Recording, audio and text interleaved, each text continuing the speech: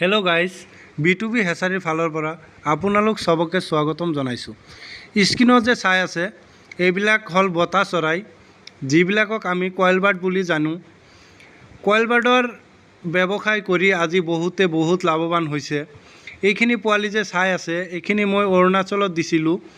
আজি কইল বাৰ্ডখিনিৰ বয়স আপোনাৰ 25 ডেজ হৈ গ'ল আৰু 15 দিন 20 দিন পিছৰ পৰা এওঁলোকে কণী দিয়া আৰম্ভ কৰিব। আৰু এওঁলোকৰ চবতকৈ ভাল কথা হ'ল যে নন ষ্টপ কণী দিয়ে।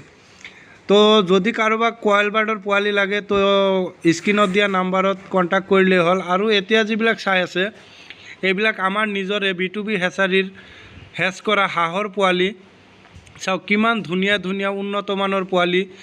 সাধাৰণতে যদি পোৱালি আপুনি হেচাৰীৰ পৰা লয় তেতিয়াহ'লে দামটো আপুনি কম পায়, প্লাছ আপোনাৰ কোৱালিটি থকা পোৱালি পায়। ইয়াত আমাৰ কোনো ধৰণৰ মিক্সিং পোৱালি নাই।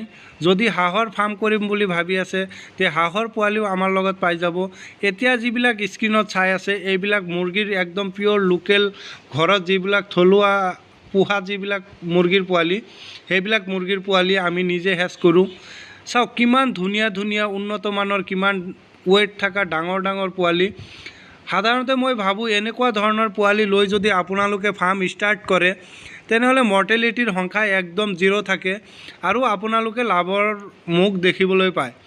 আৰু যদি লাভৰ মুখ লছ হৈ যায় তেনেহ'লে পোৱালি ভাল নহ'লে লছ হোৱাৰ আশংকাটো বহুত বেছি থাকে। সেইকাৰণে য'ৰ পৰাই পোৱালি লয় একদম কোৱালিটি থকা পোৱালি ল'ব লাগে। কইল বাৰ্ডৰ পোৱালি, হাঁহৰ পোৱালি, মুৰ্গীৰ পোৱালি, যিকোনো ধৰণৰ পোৱালিৰ কাৰণে যোগাযোগ কৰক স্ক্ৰীনত দিয়া নাম্বাৰ।